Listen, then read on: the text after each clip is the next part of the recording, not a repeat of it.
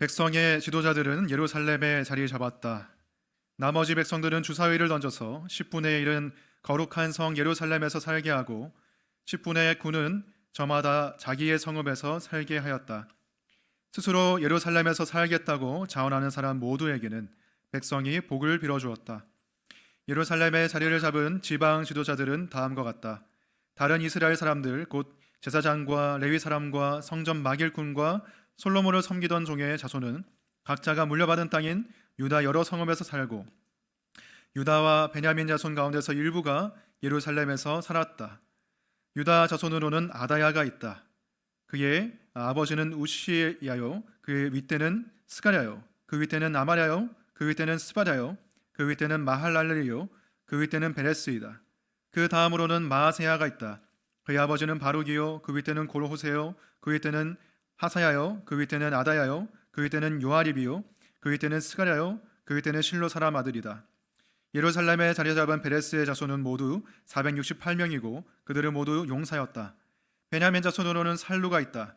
그의 아버지는 무술람이요, 그 윗대는 요에시요, 그 윗대는 브다야요, 그 윗대는 골라야요, 그 윗대는 마세야요, 그 윗대는 이리엘이요, 그 윗대는 여사야이다.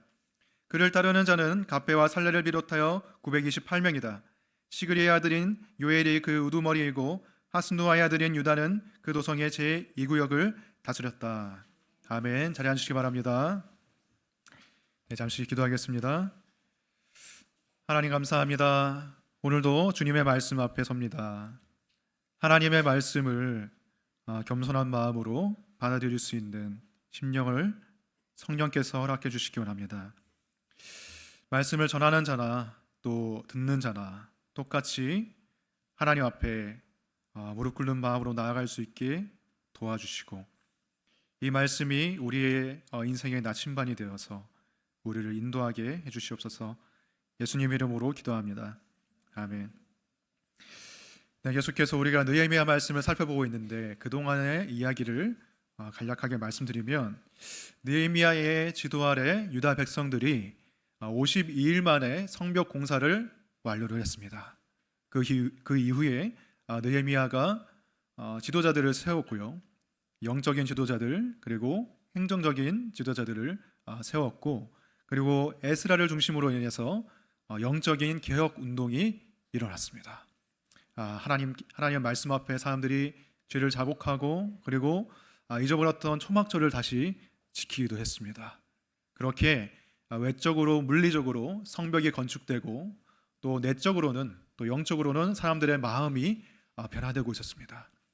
하지만 아직 모든 것이 완료된 것은 아니었습니다. 아직 남아있는 과제가 있었는데 그것은 예루살렘 성을 다시 회복시키는 것. 왜냐하면 예루살렘은 오랜 기간 동안에 사람이 별로 살지 않는 황폐한 곳이 되었기 때문이죠. 그러니까 성벽은 건설이 되었습니다. 그런데 성벽만 있으면 뭐합니까? 그 안에 살아갈 사람들이 필요한 것이죠. 현재 우리나라의 심각한 문제가 무엇입니까? 지방이 소멸되고 있다라는 것이죠. 지방에서는 더 이상 아이들도 잘 태어나지 않고 청년들도 다 서울로 가서 일자리를 구하고 그러다 보니까 지방이 사라져가고 있다라는 그 문제가 뉴스에 많이 나오고 있습니다.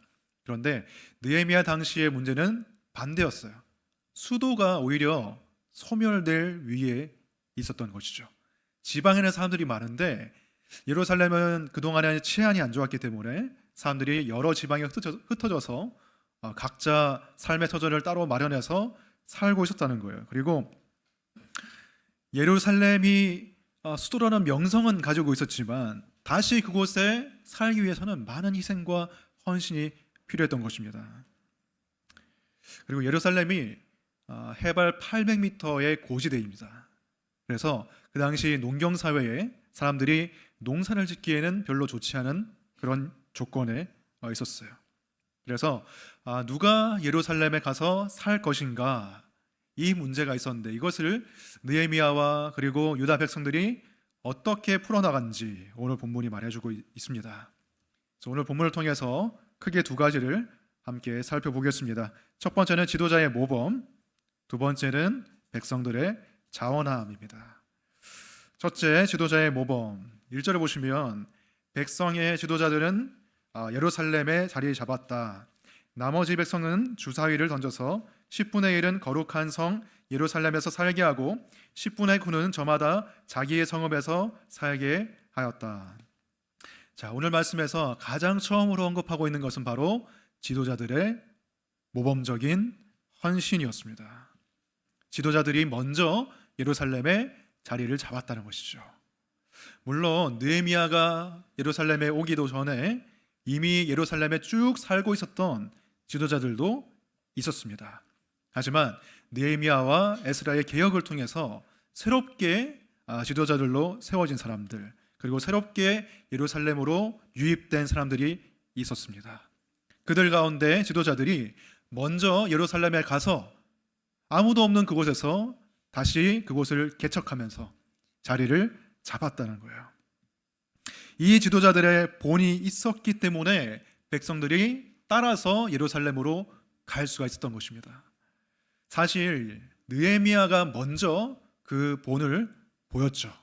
느헤미야가 페르시아 수산성에 있었고 페르시아에서 왕을 모시면서 술관원장으로서 보장된 그 성공의 길을 걷고 있었음에도 불구하고 예루살렘으로 자원해서 먼저 갔습니다. 자원해서 먼저 가서 그 자신의 모든 권세, 영광, 명예 다 내려놓고 가서 가장 많이 고생한 사람이 바로 느헤미야였습니다. 이 느헤미야의 희생과 헌신이 있었기 때문에 다른 지도자들도 느헤미야의 그 본을 본받아서 예루살렘에 살기로 결단할 수가 있었던 것이죠. 그리고 그 지도자들의 모범을 따라서 백성들도 예루살렘으로 가게 된 것입니다. 이렇게 지도자들의 행동은 많은 사람들에게 영향을 끼치는데 교회에서도 지도자들, 리더들, 이들의 역할이 매우 중요합니다. 오늘 우리가 이 본문 말씀을 교회 리더들에게 적용할 수가 있어요. 왜냐하면 구약에서 하나님의 백성은 육적인 이스라엘의 백성이었습니다. 육적인 이스라엘의 백성이 하나님의 백성이었는데 신약에서는 더 이상 육적인 이스라엘이라고 해서 하나님의 백성이 되는 것은 아니죠. 누가 하나님의 백성입니까? 저와 여러분들처럼 비록 육적인 유대인은 아니라 할지라도 예수님을 믿는 사람, 그들이 영적인 아브라함의 자손이라고 성경은 말을 하고 있습니다. 그래서 우리가 새로운 영적인 이스라엘이 되는 것입니다. 물론 하나님께서는 육적인 유대인들, 이스라엘 사람들을 향한 계획을 또 가지고 계세요. 그들이 다시금 예수님을 믿고 하나님께로 돌아오는 계획을 또 가지고 계시지만 엄밀히 말해서 지금 하나님의 진정한 백성은 예수님을 믿는 교회입니다. 교회가 새로운 예루살렘입니다. 그래서 교회의 지도자들에게 주시는 말씀이라고 우리가 받아들일 수가 있어요. 교회의 리더들은 어떤 사람들인가? 교회의 리더들은 바로 모범을 보이는 사람들입니다. 그리고 리더들의 모범을 통해서 성도들이 그것을 보고 신앙이 자라게 되는 것입니다. 오늘부터 새로운 케어 그룹이 시작되죠. 우리 교회가 전체 성도의 30%가 넘는 사람들이 리더의 역할을 감당하고 있습니다. 전 교회인의 리더화를 꿈꾸고 있는 우리 건강한 교회, 우리 카비너드 교회인데 그만큼 앞에서 헌신하고 또 먼저 섬기시는 분들이 많다는 거예요. 그 리더의 모범을 통해서 우리가 신앙을 잘할 수가 있는데 오늘의 내용이 단지 리더들에게만 해당되는 내용은 아닙니다. 그렇기 때문에 모두에게 적용될 수 있는 내용이기 때문에 한번 잘 들어주시기 바라요. 케어그룹의 리더가 해야 하는 일이 무엇이 있을까요? 기본적으로는 모임을 인도해야 됩니다. 모임을 은혜롭게 잘 인도를 해야 되고, 그리고 케어그룹 일지를 제출해야 되고, 리더 모임에 참석해야 되고, 그리고 결석한 사람이 있으면 또 연락도 해주고, 그런 많은 일들을 해야 되는데 그것 중에서 가장 중요한 일이 무엇인가? 리더의 일 중에서 가장 중요한 일은 신앙의 모범이 되는 것입니다. 신앙의 본을 보이는 것입니다. 그 리더의 모범을 통해서 케어그룹 전체가 성장할 수가 있는 거예요. 신앙의 성숙이라는 것은 우리가 하나님과 나와의 그 관계만으로 다 채워지는 것은 아니에요. 우리가 하나님과의 관계에서 홀로 하나님 앞에 서서 말씀 읽고 기도하고 그 모든 것을 통해서 우리가 신앙의 성숙도 일어나지만 하나님께서는 사람과 사람의 만남을 통해서 사람과 사람이 영향을 받으면서 그렇게 자라나기를 원하세요. 잠언 말씀에도 보면은 철이 철을 날카롭게 한다라고 되어 있듯이 사람과 사람이 만나서 서로 선한 영향력을 주고받으면서 예수님을 닮게 하는 것이 하나님의 목적입니다.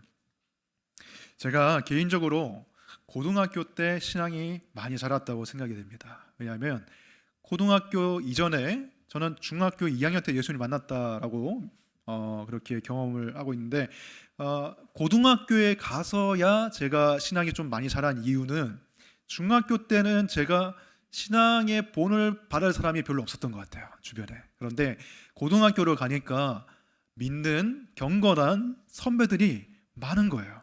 그래서 그 선배들이 신입생을 따뜻하게 정말 환영해주고 어느 교회로 갈지 잘 이렇게 인도해주고 신앙생활을 이끌어줬어요. 그 가운데서 제가 정말로 존경하고 따르던 닮고 싶었던 선배님이 있었는데 그분은 제가 고1일 때 그분이 고3이었습니다. 그 전교 회장 출신이었고 리더였어요. 근데 그분은 정말 너무 따뜻하게 저를 맞아주고 그리고 케어해주고 신앙적으로도 그리고 신앙의 모범을 보였어요. 고3인데 그러니까 정말 입시를 위해서 달려가는 1분 1초를 아껴야 하는 그 고3인데도 불구하고 하나님과의 시간을 최우선으로 놓는 모습을 제가 봤어요. 그러니까 공부하기 전에 항상 말씀 읽고 공부하고 기도하고 야자 시간 끝나면은 이제 학생들끼리 모여서 기도했거든요. 그 모임에 참여하기도 하고 그 모임을 인도하기도 하고 그 모습을 제가 보면서 저 형의 신앙을 내가 참 담고 싶다. 그리고 저 형의 성품을 담고 싶다는 그 마음이 많이 생겨났었어요. 그래서 나는 저 형을 따라할 거야. 이런 마음이 생겼던 것 같아요. 저도 모르게. 그래서 저도 모르게 그 형의 말투를 따라하게 되고 표정을 따라하게 되고 하다 보니까 나중에는 친구들이 야 우영아 너 그 형 닮은 것 같아. 이런 말이 이렇게 들리는 거예요. 되게 기뻤습니다. 그래서 사람은 사람을 통해서 형성이 됩니다. 여러분이 지금 이 모습으로 있는 것은 다 사람들에게 영향을 받은 거예요. 그게 좋은 영향이든 나쁜 영향이든 여러분의 지금 여러분의 성격과 그 색깔을 가지고 있는 것은 여러분 혼자 형성된 것이 아니죠. 선한 영향을 준 사람들이 있습니다. 저는 우리 교회 안에서도 그러한 일들이 많이 일어났으면 좋겠어요. 물론 목사님의 설교를 듣고 은혜 받고 도전 받는 것도 굉장히 중요하지만 그 설교를 듣고 그 설교대로 말씀대로 살아가는 모습을 보여주는 사람들, 그 사람들이 굉장히 좋은 영향을 미치는 거예요. 그리고 목사님의 삶과 목사님의 신앙을 보고 우리가 배우기도 하지만 어떤 경우에는 이렇게 생각해도 해요. 저분은 목사님이니까 말씀을 읽을 수밖에 없지. 목사님이니까 기도할 수밖에 없겠지. 또는 목사님이니까 저 정도는 돼야지 라고 사람들이 생각하는 거예요. 우리가 인터넷에서 이제 쇼핑을 하잖아요. 어떤 제품을 구입할 때 우리가 보는 것이 무엇입니까? 일단은 그 회사에서 제공하는 제품의 상세 페이지, 스펙 이런 것들을 우리가 살피잖아요. 근데 사실 저는 그것을 아주 주의 깊게 보지는 않습니다. 제가 더 중요하게 여기는 건 뭐냐면 일단 스크롤 내려가지고 리뷰가 얼마나 달렸냐, 별점이 얼마나 찍혀있냐, 그게 사실 더 중요한 거예요. 왜냐하면 회사에서 그 제품을 소개하는 거는 당연히 자랑을 하겠죠. 자기 회사에서 만든 거니까. 자기 회사에서 만든 거니까 당연히 좋은 점만 얘기하겠지 라고 생각해서 이제 밑으로 내리는 거예요. 내려서 리뷰를 보는 거예요. 리뷰를 볼 때 나같이 30대 중반의 아저씨가 쓴 리뷰, 그러니까 나와 비슷한 처지에 있는 사람이 쓰는 리뷰를 먼저 보는 거예요. 뭐 운동 제품 이런 거 볼 때도 나같이 좀 멸치 같은 사람이 쓴 리뷰, 그런 게 저한테는 더 와닿는. 뭐 육아용품 볼 때도 나랑 비슷한 그 나이 또래에 있는 그 뭐 자녀를 둔 부모의 리뷰, 이런 것들이 저한테 영향을 크게 미치고 제가 구매를 결정하게 되는 거예요. 신앙생활도 그런 것 같습니다. 목사님에게 영향을 받을 수도 있지만 더욱더 우리에게 영향을 주는 사람들은 우리와 비슷한 처지에 있는 주변 성도들이에요. 내 옆에 있는 성도들, 나와 비슷한 처지에 있는 사람들. 저 사람은 내가 봤을 때 나랑 똑같은 직장인이고 또는 나처럼 육아하는 사람이고 나처럼 또 학생일 수도 있고, 그런데 나와 비슷한 상황인데도 저 사람은 더 하나님을 찾고 말씀을 보기를 힘쓰고 기도하기를 힘쓰고 경건의 모범을 보이는구나. 그런 모습을 볼 때 우리가 도전을 받는 거예요. 그 사람을 닮고 싶어지는 거예요. 또는 저 사람은 아니 다 같이 바쁜데, 아니 더 바쁜데도, 나보다 더 힘든 상황인데도, 나보다 물질적으로 경제적으로 더 부유하지 않은 상황인데도 더 하나님을 잘 믿고 더 나눠주고 사람들을 챙기고, 그런 모습을 볼 때 우리는 더 도전을 받는 거예요. 비슷한 처지에 있는 주변의 사람들을 통해서. 근데 그 모범을 가장 먼저 보여야 될 사람이 누구입니까? 리더예요. 리더가 먼저 그 모범을 보여줘야 됩니다. 리더가 먼저 예루살렘에 가서 자리를 잡을 때 그 순종의 자리로 다른 사람들도 함께 따라오라고 할 수가 있는 거예요. 꼭 목사나 케어그룹 리더가 아니더라도 그렇게 할 수 있는 거예요. 꽤 오래전에 제가 저와 같이 케어그룹을 하던 사람 중에서 이런 말을 했었습니다. 그분이 다들 케어그룹을 할 때 자신이 제대로 못 산 이야기만 한다는 거예요.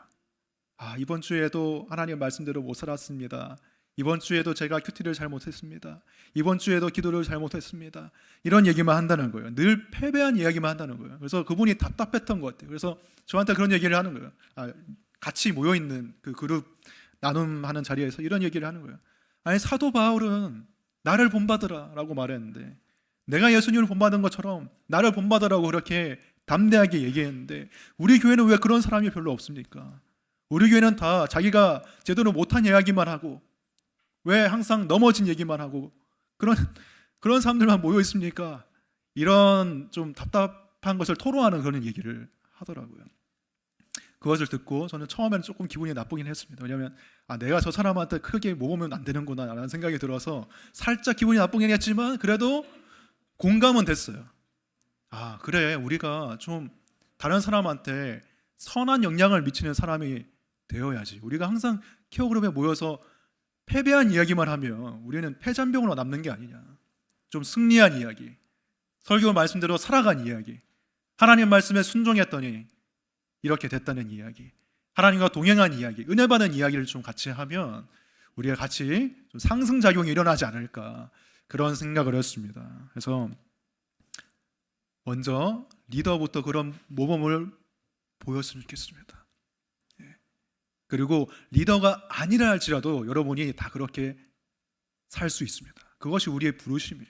리더의 자리에 있지 않다, 교회에서 임명한 리더의 자리에 있지 않다 하더라도 여러분이 단 한 명에게라도 그렇게 은혜를 끼치고 선한 영향을 끼치고 저 사람 닮고 싶다, 이런 마음을 불러일으킬 수 있다면 여러분은 리더의 역할을 감당하고 있는 거예요. 그래서 우리가 기도했으면 좋겠어요.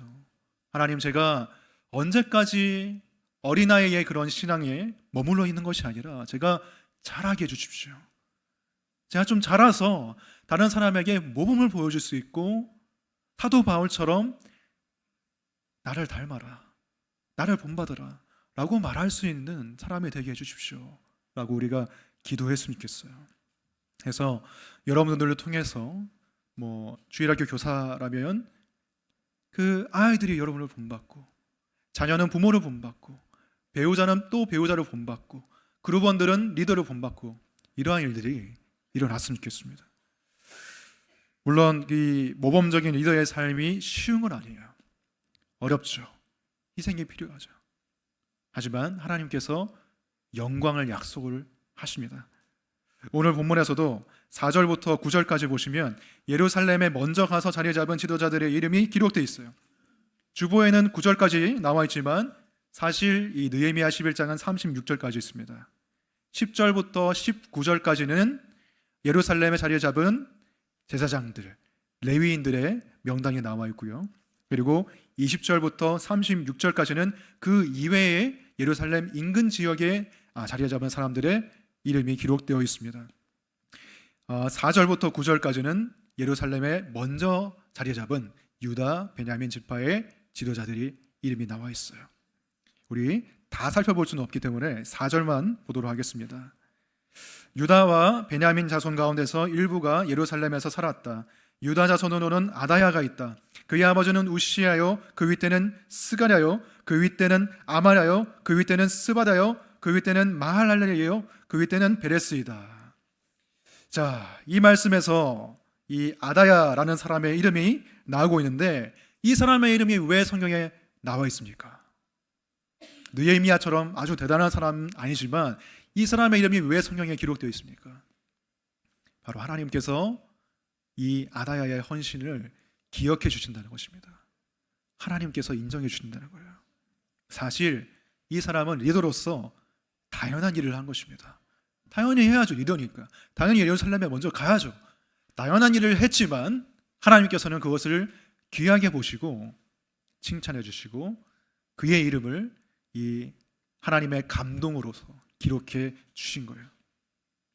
우리가 리더의 사명을 감당하는 것은 교회에서 사람들에게 인정받으려고, 목사님에게 인정받으려고 하는 것이 아닙니다.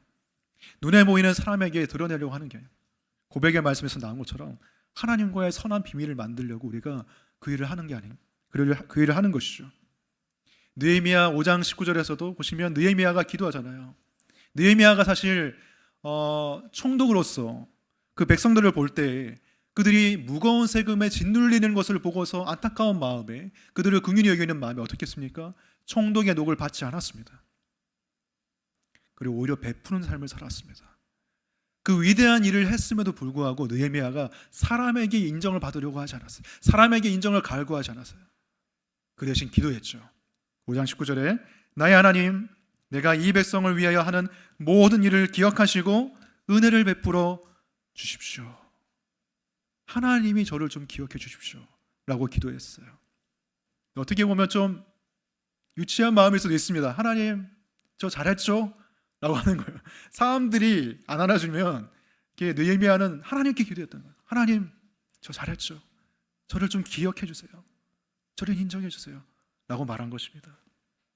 우리 마음속에 다 인정받고 싶은 그런 욕구가 다 있어요. 우리가 어린아이일 때는 부모님 그리고 선생님 그들의 인정을 받고 싶고, 자라나면 직장의 동료들, 직장 상사, 사장님, 교회에서 교회의 성도들, 목사님 이런 분들에게 다 인정을 받고 싶고, 그리고 인정을 받으면 받을수록 더 큰 인정을 받고 싶고, 그 이유가 무엇입니까?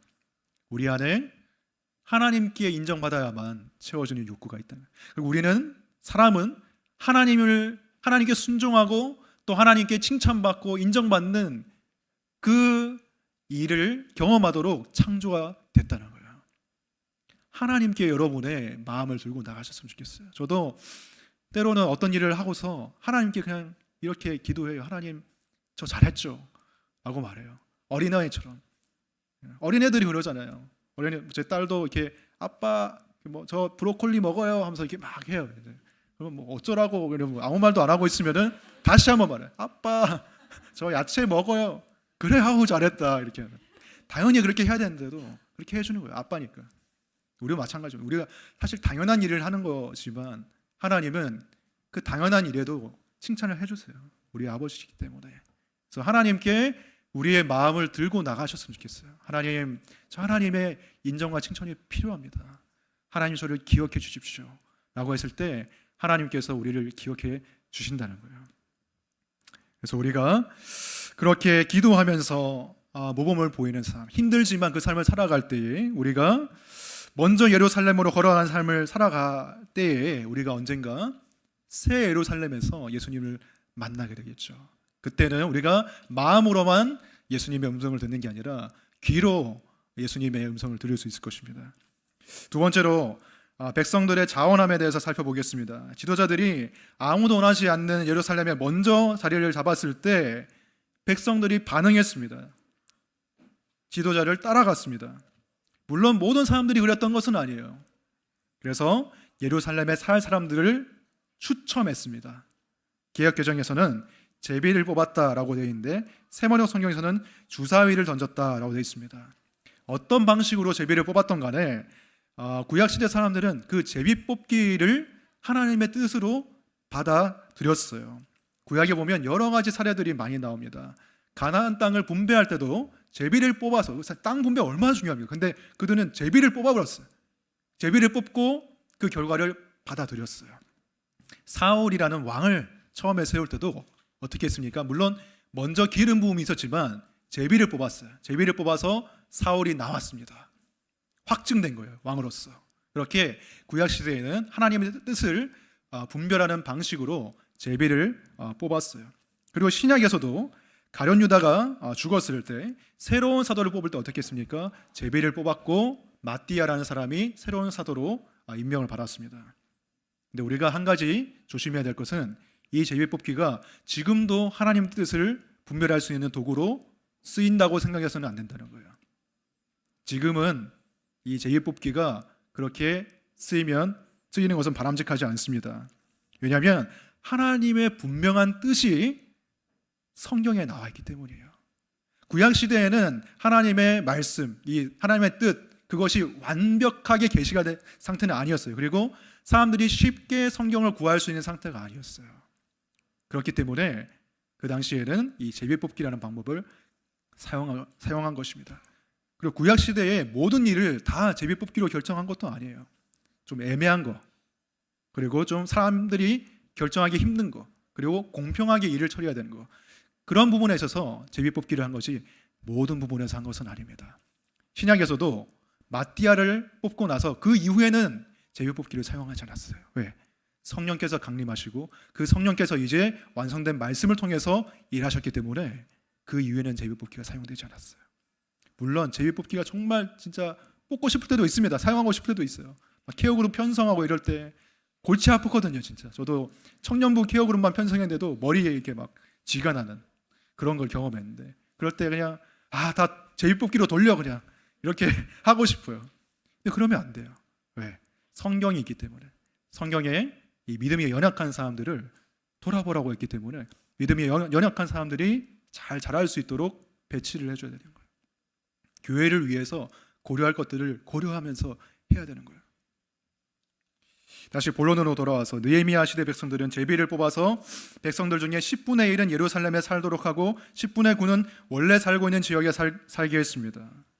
사실 누가 자신이 원래 이렇게 오랫동안 뿌리 내려오고 있던 그 지역을 벗어나서 예루살렘에 가고 싶겠어요? 여러분이 서울에서 한 20년, 30년 살아왔는데 갑자기 강원도 인제나 인제도 좋긴 하지만 그런데 이렇게 가라고 하면 가겠습니까? 못 가잖아요. 여기에 있는 게 너무 많잖아요. 근데 가도록 추천된 사람들이 있었던 거예요. 그리고 그 외에 자발적으로 예루살렘에 가기를 선택한 사람들이 있었습니다. 2절을 다시 보시면 스스로 예루살렘에서 살겠다고 자원하는 사람 모두에게는 백성이 복을 빌어 주었다. 제비를 뽑지 않아도 스스로 자원해서 예루살렘에 가겠다고 일어선 사람들이 있었다는 거예요. 이들에게 어떻게 이런 자원하는 마음이 생길 수가 있었을까? 첫 번째는 아까 말했듯이 지도자의 모범을 따라간 것입니다. 지도자가 모범을 보이는 것도 중요하지만 또 중요한 것은 우리가 기꺼이 그 모범을 따르려고 하는, 배우려는 마음, 겸손한 마음도 중요한 거예요. 요즘에는 사람들이 존경하는 사람이 있냐 물어보면 없다고 하는 사람들이 더 많습니다. 존경하는 사람은 없고 부러워하는 사람은 많아요. SNS에 성공한 사람들, 그런 사람들의 이야기를 보면서 부러워하죠. 근데 존경하는 사람은 별로 없는 것 같아요. 그렇게 말합니다. 아니, 존경할 사람이 있어야 존경하지. 이 시대에 어른이 없다, 교계에 어른이 없다, 이런 말들을 많이 하는데 그게 맞는 말일 수도 있는데 한편으로는 배우려는 마음이 없는 걸 수도 있습니다. 겸손한 마음이 없는 걸 수도 있어요. 어떤 경건의 모범을 보이는 사람, 좀 성숙한 사람, 그런 사람들을 보면서 어떤 경우에는 마음 가운데 이런 생각이 드는 거예요. 자기 합리화를 하기 바쁜 거예요. 저 사람은 나처럼 바쁜 직장 생활을 하지 않으니까 저렇게 기도할 수 있고 섬길 수 있는 것이 나는 안 돼. 저 사람도 나같이 바쁜 상황에 놓으면 못할 거야 라고 먼저 합리화를 해버린 거예요. 물론 맞는 말일 수도 있는데 그게 자기가 잘 생각해 봐야 돼요. 내가 합리화하고 있는 건지 핑계대고 있는 건지. 그리고 어떤 사람은 자기 기질 탓, MBTI 탓 하면서 나는 I라서 안 돼, 나는 수줍어, 난 내향적인 사람이야, 전도 못해, 나는 이해가 할 수 있는 거야, 전도는 외향적인 사람이야, 이런 식으로 기질 탓을 하면서 못한다고 말하는 거예요. 본을 받을 수 없다고 말하는 거예요. 그게 아닙니다. 배우려는 겸손한 마음이 중요한 거예요. 저 사람의 경건과 모범을 기꺼이 인정하고 따라가고 싶은 그 마음이 중요한 거예요. 그래서 옛말에는 그 세 사람이 함께 길을 가면 거기에 반드시 나의 스승이 있다, 그런 말이 있죠. 우리 교회에도 분명히 여러분들이 본받을 사람이 있을 거예요. 여러분들이 마음을 열고 겸손한 마음으로 보면 본받을 사람들이 있습니다. 두 번째로, 자원하는 마음이란 어떠한 일의 진정한 가치를 깨달을 때 가능한 것입니다. 누군가에게는 예루살렘으로 가는 게 그냥 아무런 자기와 상관없는 일일 수가 있어요. 하지만 자원해서 예루살렘으로 가는 사람들은 예루살렘의 회복에 대한 열망이 있는 사람들이었어요. 예루살렘이 어떤 가치를 가지고 있는 도시이고 예루살렘의 회복이 자신들에게 어떤 영향을 미칠지를 잘 알고 있는 사람들이 예루살렘으로 갈 수가 있었던 거예요. 예루살렘이 어떤 도시입니까? 성전이 있는 곳. 예루살렘의 회복을 통해서 하나님 나라가 회복되고, 이제까지는 우리가 이방에 짓눌려 살았고 이방의 우상을 숭배하고 초막절이나 절기도 까먹고 살았고 성전을 방치하며 살았지만, 이제는 예루살렘을 함께 회복해서 하나님이 왕 되시는 하나님 나라를 이루고 다 같이 하나님의 율법을 함께 하나님을 경외하는 마음으로 지키면서 정의가 강물처럼 흐르고 사람들 사이에는 사랑과 자비가 피어나는 그런 하나님 나라를 우리가 같이 이루자, 이 비전이 그들에게 제시가 되고 그 마음을 품었을 때 자원하는 마음이 생겨난 것입니다. 그 가치를 알아야 자원하는 마음이 생겨요. 교회에 대한 가치, 교회가 어떤 곳이냐? 교회가 그냥 자기의 삶 속에서 헬스장 가듯이 그냥 몇 시간 이렇게 왔다 갔다 하는 곳, 그런 정도로만 생각하면 교회에 대해서 헌신할 수가 없죠. 당연하죠. 그렇게 될 수가 없습니다. 하지만 교회가 어떤 곳이에요? 하나님의 비전이 교회에 있습니다. 사도 바울, 예수님 이 땅에 오셔서 한 가장 중요한 일이 무엇입니까? 교회를 세운 것이에요.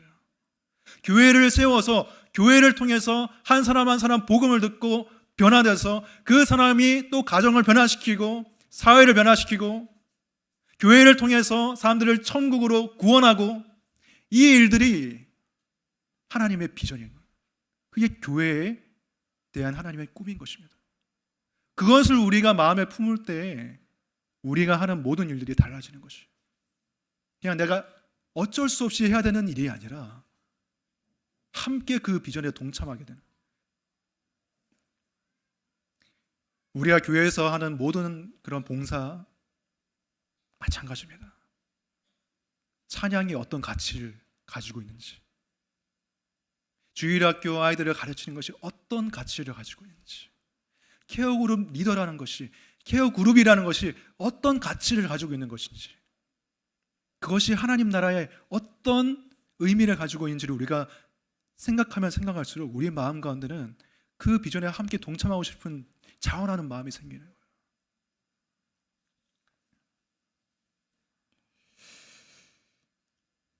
오늘 본문은 모든 사람이 예루살렘에 살아야 한다고 말하고 있지는 않아요. 그럼에도 불구하고 우리가 자원하는 마음 가지고 하나님 비전을 품고 그렇게 섬기는 것, 그렇게 하는 것이 격려되고 그리고 그렇게 하는 것이 좋은 것이지만, 오늘 본문을 보시면은 유다 백성들 중에 10분의 1만 예루살렘에 살도록 제비를 뽑았습니다. 물론 그 가운데 자원하여 나선 사람도 있었지만, 하지만 나머지 10분의 9의 사람들, 많은 사람들은 본래 살던 곳에 살도록 허락되었습니다. 그리고 그들이 자원하여서 예루살렘에 가는 사람에게 무엇을 했습니까? 복을 빌어줬습니다. 우리 2절 다시 보시면, 스스로 예루살렘에 살겠다고 자원하는 사람 모두에게는 백성이 복을 빌어 주었다. 교회 안에서 모두가 리더일 수 없습니다. 교회에서 모두가 섬기는 사람이 될 수 없습니다. 물론 그렇게 되면 좋겠지만 그것은 사실 이상일 수 있습니다. 지금 섬기고 있는 사람도 나중에는 못 섬길 수도 있어요. 어쩔 수 없는 상황 때문에. 그리고 지금 못 섬기고 계신 분들도 그들만의 사정이 있을 수가 있어요. 섬긴다고 해서 우리가 교만해질 필요 없습니다. 못 섬긴다고 해서 우리가 지나친 죄책감이나 열등감에 빠질 필요는 없습니다. 섬기지 못하는 자들에게도 해야 할 일이 있다고 말합니다. 무엇입니까? 복을 빌어주는 것, 축복해주는 것, 섬기고자 자원하는 사람들에게 격려해주고 기도해주고 응원해주는 것.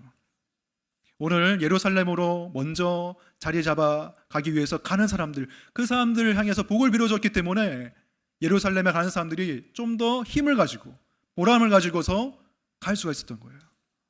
그래서 우리가 궁극적으로는 하나님께 힘을 얻어야죠. 하나님 저를 기억해 주세요. 이것이 우리의 기본적인 마음이 되어야 되지만, 그럼에도 불구하고 우리는 사람이기 때문에 서로의 그 응원과 격려가 축복이 필요한 것입니다.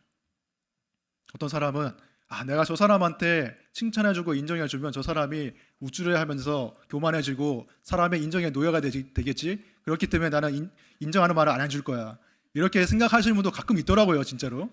근데 그거는 그 사람이 하나님이랑 해결해야 될 문제예요. 여러분은 여러분이 할 일을 하시면 됩니다. 축복해 주시면 됩니다. 저도 목사로서 가끔씩 연약해질 때가 있어요. 내가 잘하는 걸까? 내가 지금 제대로 하고 있는 걸까? 나 때문에 사람들이 피해 입고 있는 게 아닌가? 막 이런 생각이 들 때도 있는데 가끔씩.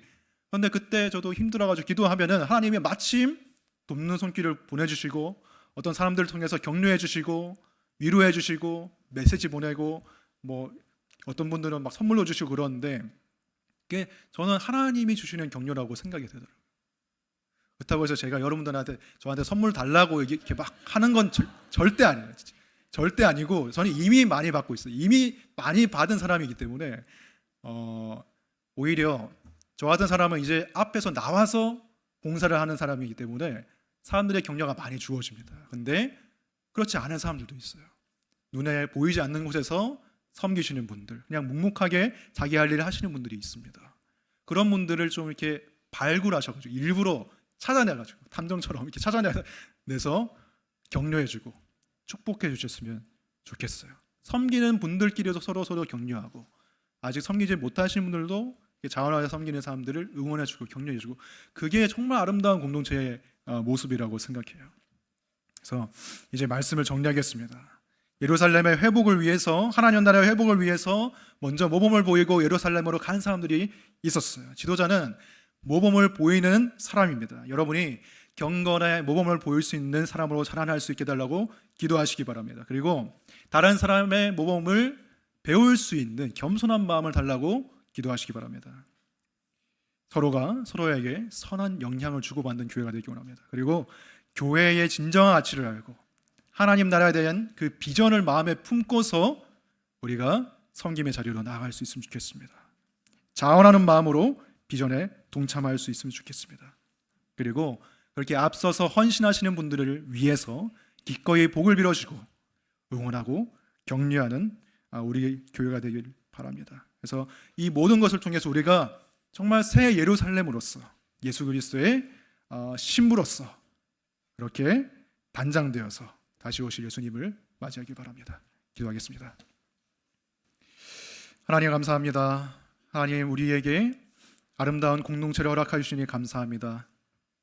하나님, 이 공동체에 대한, 교회에 대한 영광스러운 하나님의 비전을 우리가 마음속에 품을 수 있기를 원합니다. 하나님께서 이 교회를 세우셨고 이 교회를 통하여서 복음을 전하게 하시고, 그리고 복음을 통하여서 사람들을 구원받게 하시고, 그리고 그 사람들을 통하여서 하나님의 사랑이 번져나가게 하십니다. 하나님 나라를 경험하게 하십니다. 우리가 이 꿈을 함께 마음에 품고 자원하는 마음으로 나아갈 수 있게 주님 도와주시옵소서. 각자의 자리에서 우리가 작은 리더로서 그렇게 영향력을 끼칠 수 있기를 원합니다. 내가 먼저 예수님을 닮아가고 내가 예수님을 닮아가는 그 본을 사람들이 본받을 수 있도록 우리가 그 처한 위치에서 최선을 다할 수 있게 주님 도와주시옵소서. 그리고 봉사하고 섬기는 사람들에게 우리가 기꺼이 복을 빌어주고 응원해주고 칭찬해줄 수 있는 그러한 축복의 통로로 우리가 다 세움받을 수 있도록 은혜 베풀어 주시옵소서. 하나님께서 부르신 귀하신 그 부름의 자리에서 우리가 하나님을 섬겨 나갈 수 있도록 도와주시옵소서. 예수님 이름으로 기도합니다. 아멘.